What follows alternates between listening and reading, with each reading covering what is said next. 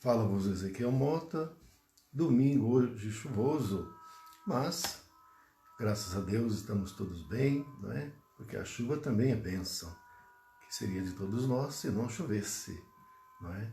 Nosso corpo é de água, não podemos esquecer, então nós devemos agradecer e louvar a chuva, a água.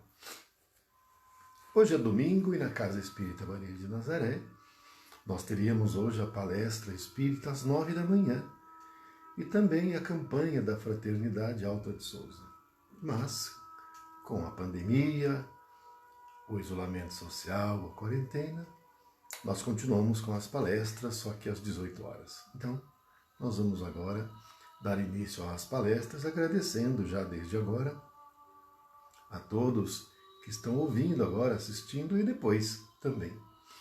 O tema a ser abordado hoje para a nossa reflexão é a palavra instrumento do bem, não é? Então nós vamos fazer uma oração para já desde logo iniciar. E o tempo nosso aqui é um pouco reduzido, então sempre convém a gente utilizar esse tempo. Fechando os olhos. Pai nosso que estais no céu, santificado seja o vosso nome, venha a nós o vosso reino, seja feita a vossa vontade, assim na terra como no céu. O pão nosso de cada dia nos dai hoje. Perdoai nossas ofensas, assim como perdoamos a quem nos tem ofendido. Não nos deixando cair em tentações, mas livrando-nos de todo mal, que assim seja. Graças a Deus e a Jesus. Muita paz, meus irmãos. E aproveitar também que hoje os cachorrinhos do vizinho aí não estão latindo, hein? Porque tem dias aí que eles competem bastante aqui e lá tem alto. Muito bem. Bem, então o tema é esse, não é? A palavra instrumento do bem. E a palavra, ela pode ser escrita e também pode ser verbal. Entretanto, precede a palavra o pensamento, porque primeiro nós pensamos e depois nós escrevemos ou falamos, não é? Contudo, o pensamento é alimentado pelo sentimento. É o sentimento que alimenta o pensamento, para que depois nós possamos nos expressar através da palavra escrita ou verbal. E o Cristo nos disse, a boca fala do que está cheio o coração. Ele não diz que a boca fala o que está cheio o pensamento, não. Ele diz que a boca fala o que está cheio o coração, porque a sede do sentimento é o coração. E se o nosso coração está cheio de ódio, nossos pensamentos serão malignos. Os nossos pensamentos serão para o mal. E as nossas palavras, escritas ou verbais, também serão malignas, serão sempre para o mal. Entretanto, se o nosso sentimento for de bondade, for de amor, os nossos pensamentos também nos farão expressar palavras de bondade e de consolação.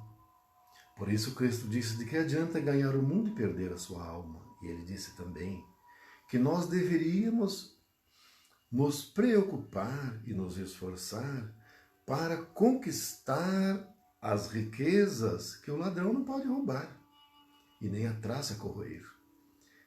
Então, que era atrás dessas riquezas que nós deveríamos correr atrás, nós deveríamos buscar conquistar, que nós sabemos que são os valores do Espírito. Porque as outras riquezas são da terra. A gente pode fazer, ir atrás de conquistas materiais, mas se a nossa intenção for exclusivamente de conquistar essas riquezas, quando retornarmos à dimensão espiritual, seremos espíritos carentes, necessitados de tudo, porque nós não teremos conquistado nada. Porque o Cristo já nos orientou que as verdadeiras conquistas são as do Espírito, porque nós somos espíritos.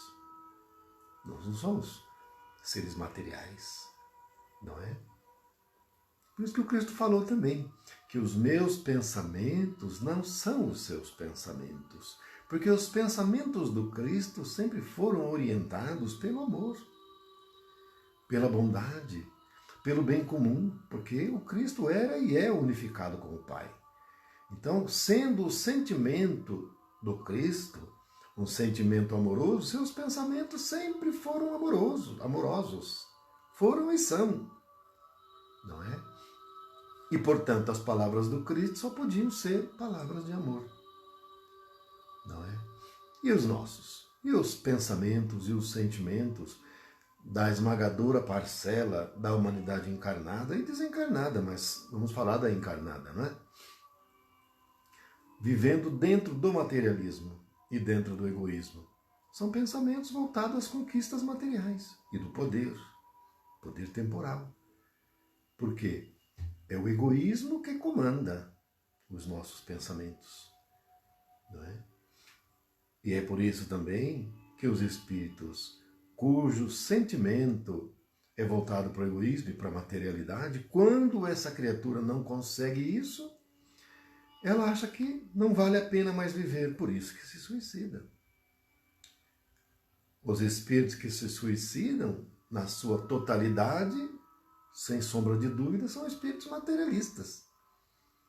Porque se fossem criaturas conscientes da sua condição espiritual, por óbvio, não faria o menor sentido se suicidar, porque saberia que não dá para se suicidar. Não tem como se matar. Eu assisti essa semana, na verdade, eu ouvi, né, a radionovela Nosso Lar, né, e agora eu estou ouvindo a radionovela Memórias de um Suicida, e nesse que é originado do livro da Ivone Pereira, do Amaral Pereira, não é? Então ali fica bastante caracterizado o porquê de se suicidarem as criaturas, porque são materialistas. E é por isso que o Cristo nos orienta. Vamos buscar conquistar os valores do Espírito. E as virtudes espirituais são aquelas da benevolência, do perdão, da caridade, da indulgência, o que nos unifica com Deus, nosso Pai, não é? Se o nosso sentimento estiver dentro da lei do amor, com certeza, em toda e qualquer situação, nosso pensamento sempre será para o bem, para o consolo, e a nossa palavra será sempre aquela palavra amiga. Sempre antes de eu começar qualquer palestra, eu sempre peço orientação ao mentor, para que ele possa me ajudar, porque nós não somos nada, nós somos pequenininhos. E sem a ajuda dos nossos irmãos maiores, a gente mal consegue andar aqui pela terra bem, não é? Então sempre peço para me orientar, para que eu possa levar a palavra amiga a tantos quantos forem ouvir, ou tantos quantos estiverem ouvindo. Porque às vezes o que a gente está falando vai atingir uma pessoa um tempo depois. E essa palavra que ela vai ouvir, de repente, é o que ela precisa para orientar a sua vida. Como, por exemplo, na ocasião em que o Dr. Bezerra de Menezes, na época encarnado, foi fazer uma palestra no Rio de Janeiro. Estava chovendo muito, uma chuva torrencial. E em decorrência daquela chuva, ninguém foi na palestra do Dr. Bezerra. O dirigente do centro, que era o único que estava presente, ficou envergonhado. Pediu desculpas ao Dr. Bezerra e disse para ele que se ele quisesse não precisaria, marcaria uma outra data para ele fazer a palestra, que não tinha ninguém.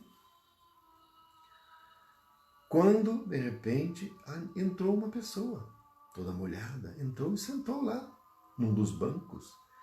O Dr. Bezerra, então, disse que faria a palestra e fez. No final, essa única pessoa encarnada que assistiu à palestra, disse para ele que o Dr. Bezerra o havia salvo, porque ele ia se suicidar e que ele só entrou ali por causa da chuva, para se abrigar da chuva. Ele nem sabia que aquilo ali era um centro. Mas como estava chovendo muito, para se esconder da chuva, ele entrou e ouviu a palestra, aquela palestra consoladora. e que o modificou sua intenção da prática do suicídio. E assim ele desistiu e se transformou, não é? Há um caso também de um casal, né? Um casal que jovem ainda, contraíram um matrimônio.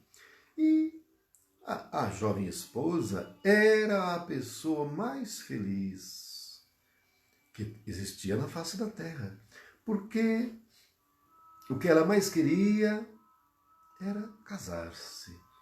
E ela encontrou um homem da sua vida com quem se casou. E o que ela queria muito era ter um filho, e ela teve o filho pequeno, então a vida dela era completa. Era completa. Até que o marido começava a chegar um pouco mais tarde do que o previsto, não é? E ela começou a desconfiar das atitudes do marido. E certa vez ela o seguiu e viu que ele encontrou-se com outra mulher. O mundo dela desabou. Toda a alegria e felicidade dela foi por água abaixo. E aí então apossou-se de seu coração um sentimento de ódio, de vingança. E ela queria ferir o marido, fazer o marido ficar com sentimento de culpa. Não é o suficiente ela se divorciar dele, não. Ela queria vê-lo sofrer.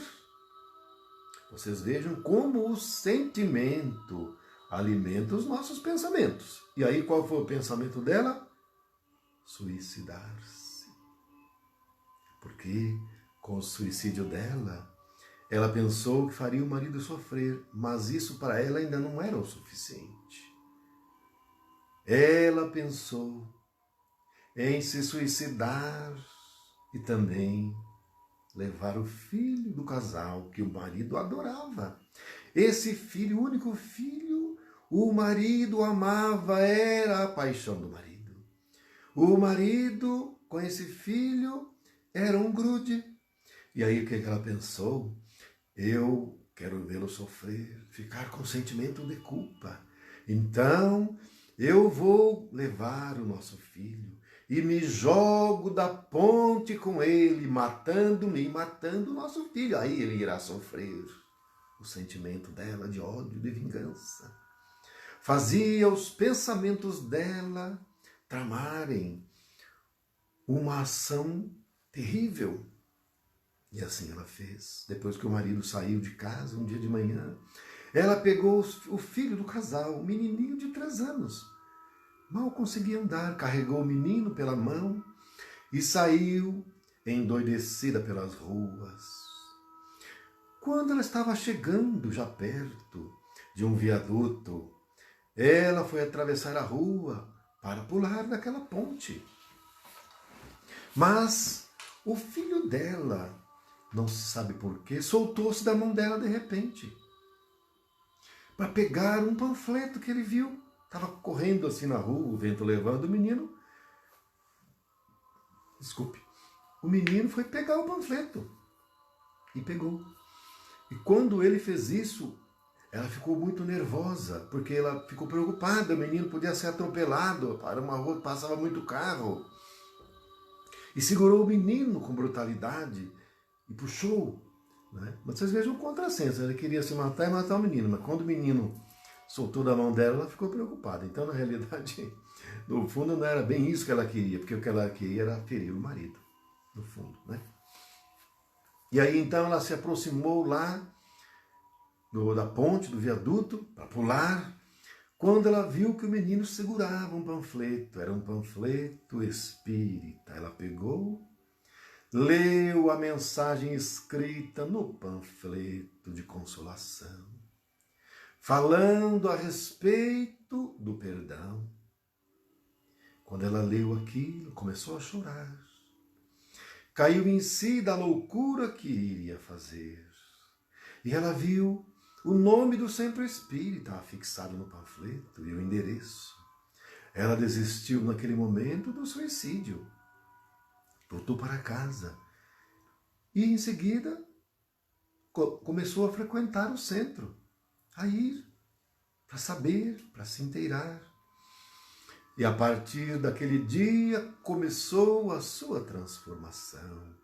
Ela se modificou interiormente, tornando-se uma pessoa mais amável.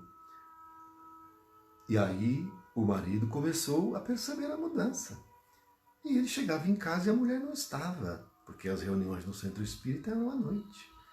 Aí ele começou a desconfiar da mulher, querendo saber o que estava acontecendo, que essa mulher não chegava, ele já chegava do serviço, ela não estava em casa, deixava a criança com a sogra ou com a mãe dela. E aí o que ele fez? Começou a seguir a mulher, foi atrás dela. E aí ele viu que ela entrou em um local que as portas estavam abertas. Ele entrou atrás, nem olhou que lugar que era, que ele já entrou atrás. Quando ele entrou, ele a viu sentada em um dos bancos e ele percebeu que ali era um templo, um centro espírita. E a partir daquele dia, ele também, ouvindo a mensagem da palestra que estava sendo proferida, também ele começou a se modificar e a se transformar. Não é? E o casal se reconciliou e não se separou. Então vocês vejam a força da palavra no bem, não é? O Chico Xavier, que para nós é um modelo, é um exemplo, sempre tinha uma palavra de consolo, uma palavra de orientação, uma palavra de amor e de bondade. Uma vez ele foi visitar uma pessoa que era muito querida dele, que vivia numa fazenda, era um casal, não é? Ainda da época, do início da mediunidade dele. E chegando lá, cumprimentou o casal, e o casal, sempre muito feliz com a visita dele, serviram para ele doce de leite, doce de figo, queijo, cafezinho, tudo que ele gostava e quem é que não gosta, não é? Mas a senhora da casa disse para o Chico que estava muito cansada e que, embora ela fosse espírita, de vez em quando ela era atacada. Um espírito vingativo, sempre que conseguia cercá-la, a atacava, se apossava dela, e que ela então perdia os sentidos. E saía correndo pelo meio do mato, pulando cerca, aquela cerca de arame farpado, pisava em espinhos. O marido, coitado, tinha que sair atrás dela, e ela ficava violenta, é o espírito que se apossava dela.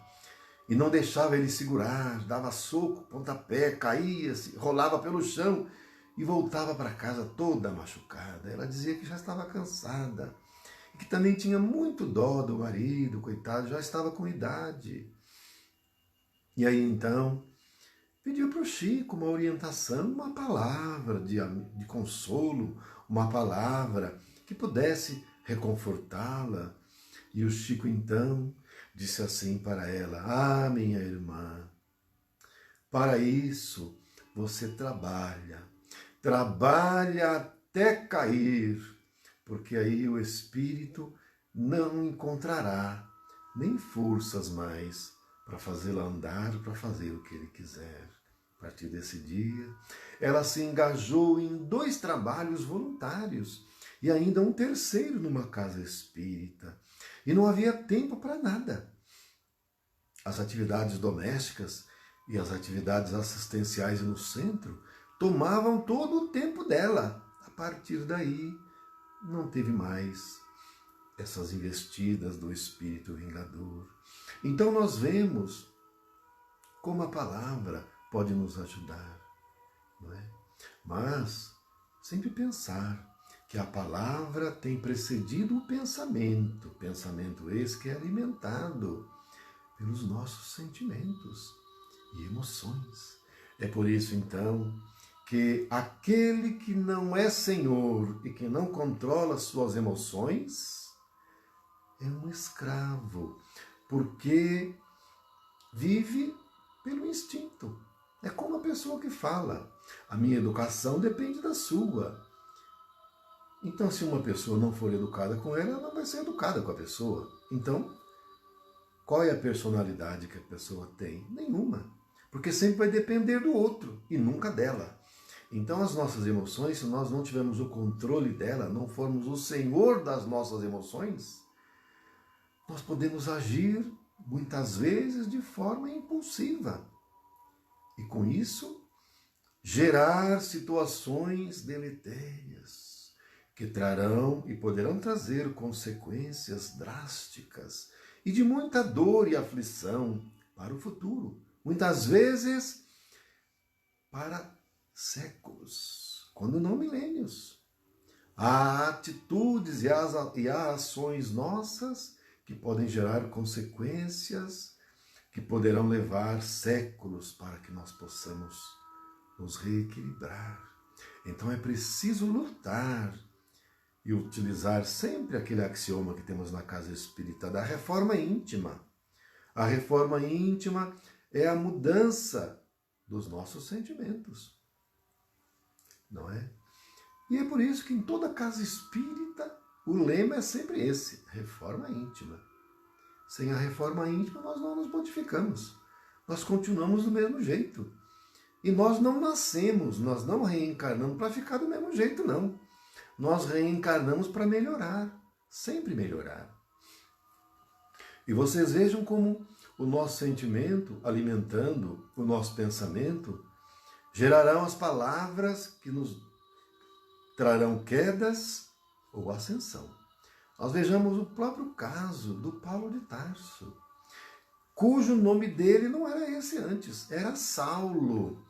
E Saulo significa o grande, então era Saulo de Tarso, o grande de Tarso. Mas o sentimento do Saulo era um sentimento de perseguição aos cristãos. Ele perseguia e matava. Ele foi o primeiro que mandou lapidar o Estevão, o primeiro mártir do cristianismo, e muitos outros. Era ele quem liderava a perseguição contra os cristãos. Enquanto ele alimentava aqueles sentimentos dele de perseguição e de ódio, as palavras dele eram sempre ferozes. E muitas dores e aflições causaram naquele cristianismo primitivo. Mas, quando Saulo teve seu encontro com o nosso mestre maior, a partir daí, iniciou-se sua transformação íntima. E então o Cristo disse para ele que dali para diante ele não se chamaria mais Saulo de Tarso, mas Paulo de Tarso. E Paulo significa o pequeno de Tarso. Dali para diante ele tornou-se outro. Ao invés de perseguir os cristãos primitivos, ao contrário disso, ele passou a levar as palavras do Cristo para todos os recantos do Império Romano, inclusive na capital do Império. As palavras do Paulo de Tarso agora eram palavras de amor, palavras de consolação, as palavras de nosso Senhor Jesus, não é? Então, é preciso ter muito cuidado com as palavras que nós falamos ou que nós escrevemos, porque nossas palavras poderão levar a consequências terríveis, não só para nós, mas também para outros. Há um caso que aconteceu em Poá há algumas décadas, vocês não devem ter tido conhecimento, porque é uma questão mais jurídica, que envolveu um fato delituoso. E esse fato, acontecido em Poá há algumas décadas, foi o seguinte: morava um casal em uma casa ali em Poá, e esse casal vivia relativamente bem. Não era lá essas coisas, mas vivia lá, não é? Tinha os seus problemas, mas conviviam bem, tinham os seus filhos, e assim a vida ia sendo levada. Entretanto, esse marido, um dia, no centro de Poá, segundo uma vizinha, desse casal viu, ele teria dado um beijo em uma outra mulher. E essa vizinha correu para avisar a sua vizinha. Falou, olha, eu vi o seu marido beijando uma outra mulher lá no centro de Poá. Não é? E a vizinha ficou furiosa, ficou enceguecida. A hora que o marido chegou, ela já veio com panela na mão, não é? Batendo nele, agredindo, dizendo que ele era infiel, que havia traído, que ele estava beijando uma mulher lá no centro de Poá. Ele disse, não, não foi nada disso, eu não fiz nada disso. O que pode ter acontecido é que eu cumprimentei uma pessoa, mas não estava beijando ninguém. E a mulher estava cega de ciúme, pegou uma faca e foi esfaquear o marido. O marido, para se defender, acabou com essa própria faca que a mulher estava de posse, atingindo a mulher. E a mulher, golpeada pela facada, desencarnou. Desencarnou e o marido foi preso. A justiça mandou prender. Foi preso em flagrante. E foi para a cadeia. E foi condenado pelo júri, lá em Poá. Foi condenado a mais de 20 anos de prisão. E foi para a penitenciária. Os 3 filhos do casal foram espalhados, orfanato, algum familiar.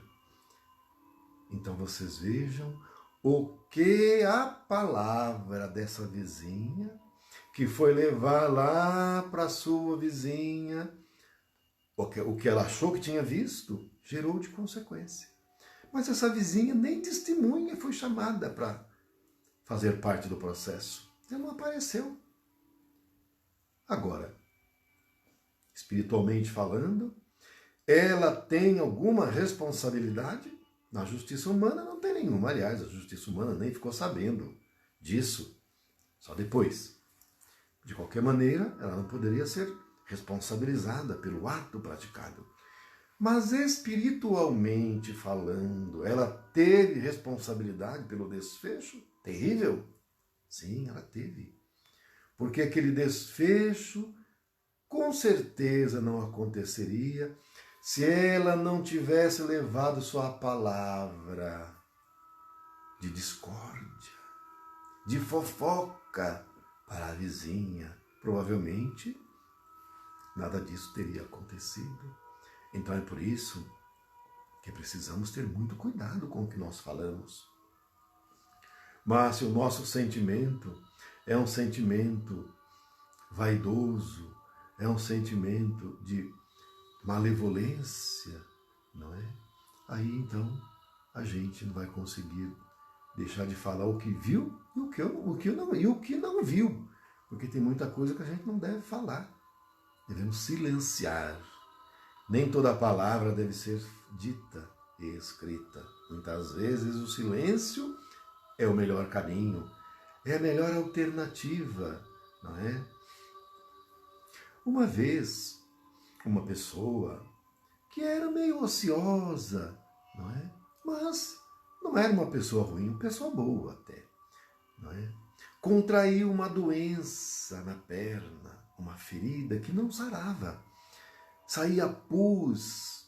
E os médicos iniciaram o tratamento da perna daquele homem. Mas, a despeito de toda a medicina e de todo o tratamento, os médicos disseram para ele que a perna iria ter que ser amputada. Ele desesperou, coitado.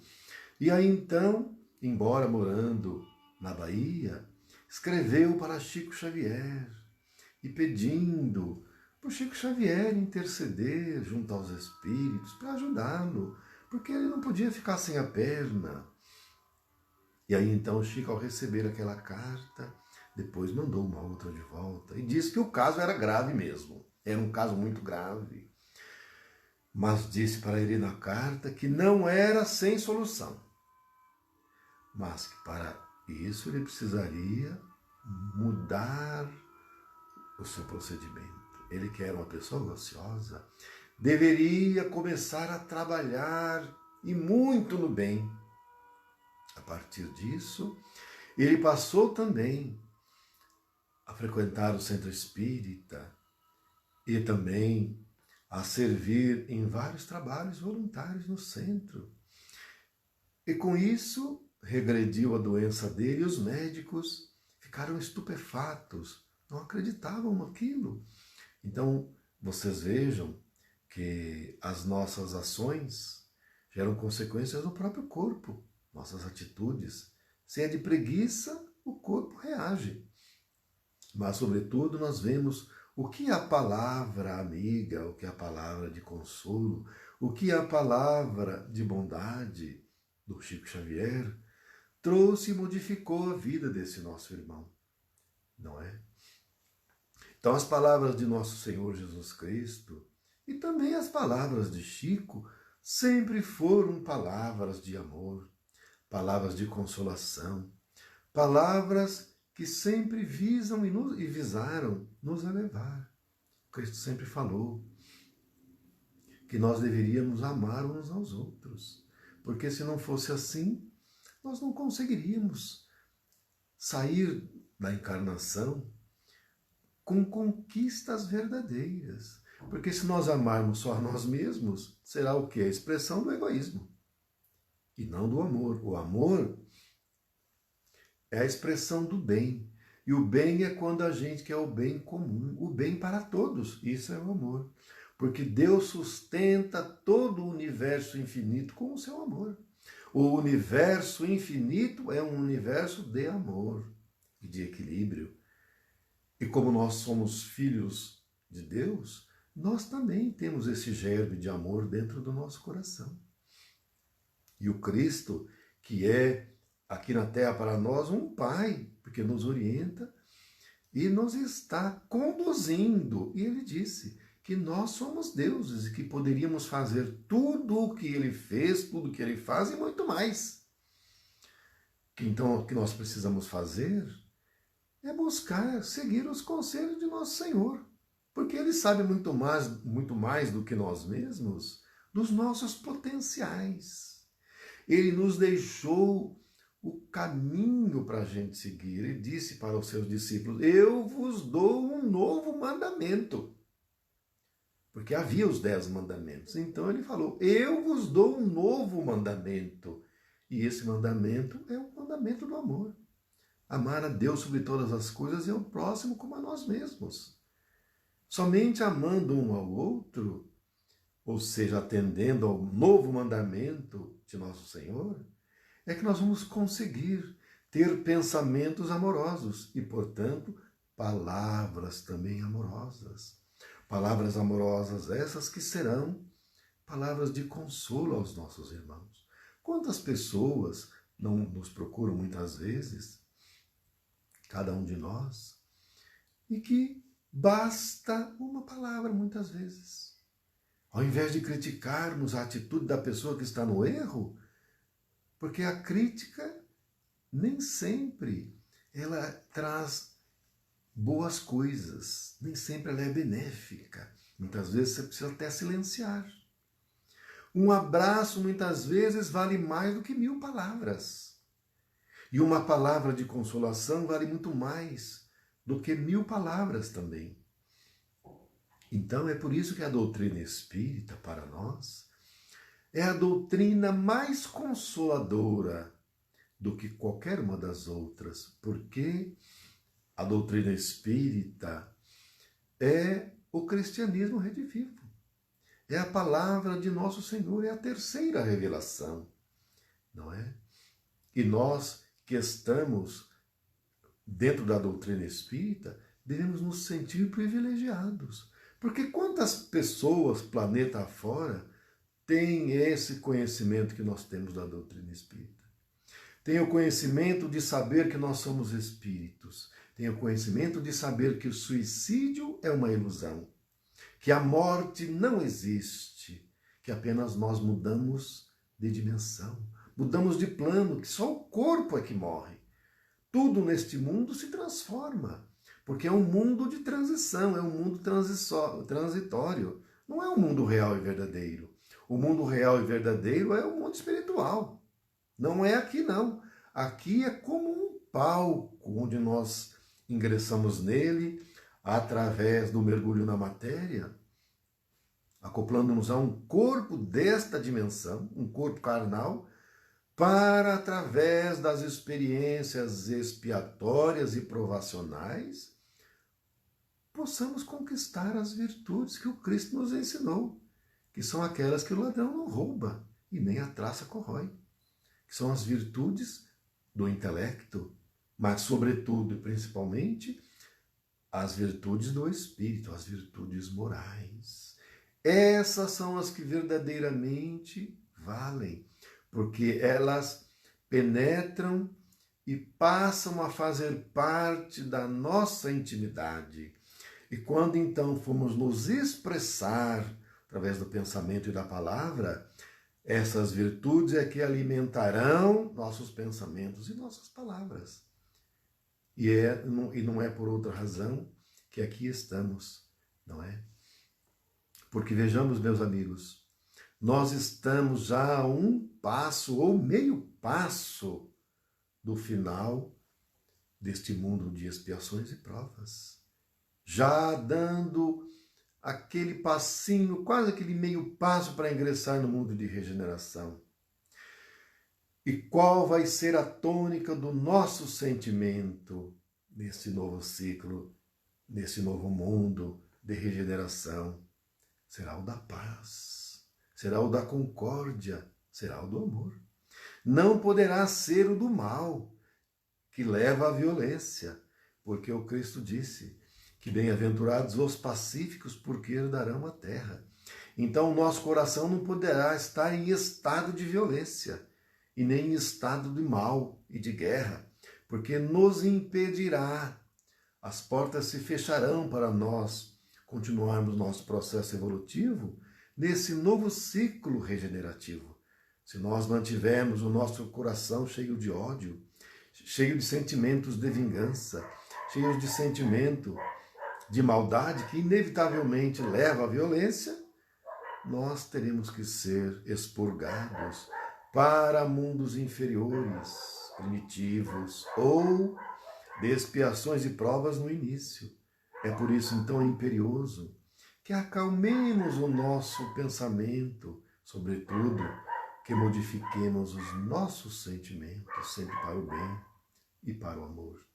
Meus irmãos, eram essas as considerações que eu teria para trazer na noite de hoje a respeito desse tema, a palavra instrumento do bem. Então, nós vamos agora finalizando também com uma prece. Ave Maria, cheia de graça, o Senhor é convosco. Bendita sois vós entre as mulheres, bendito é o fruto do vosso ventre, Jesus. Santa Maria, Mãe de Jesus, rogai por nós, os seus filhos, agora e na hora de nosso desencarne, que assim seja. Paz e luz, meus irmãos, e não se esqueçam de, tão logo puderem, e que for inserido no YouTube essa mesma palestra e as outras todas, de darem lá o like na palestra, visualizarem, quem não se inscreveu, se inscrever, assistir todas as palestras, porque como a Casa Espírita não está fechada, a gente não está podendo fazer as palestras presenciais, é a oportunidade que nós estamos tendo de participarmos, de assistirmos às palestras virtuais. Então, muito obrigado a todos, fiquem com Deus, um grande abraço e até amanhã, se Deus quiser, nesse mesmo horário estaremos juntos. Fiquem com Deus e um ótimo final de domingo para hoje.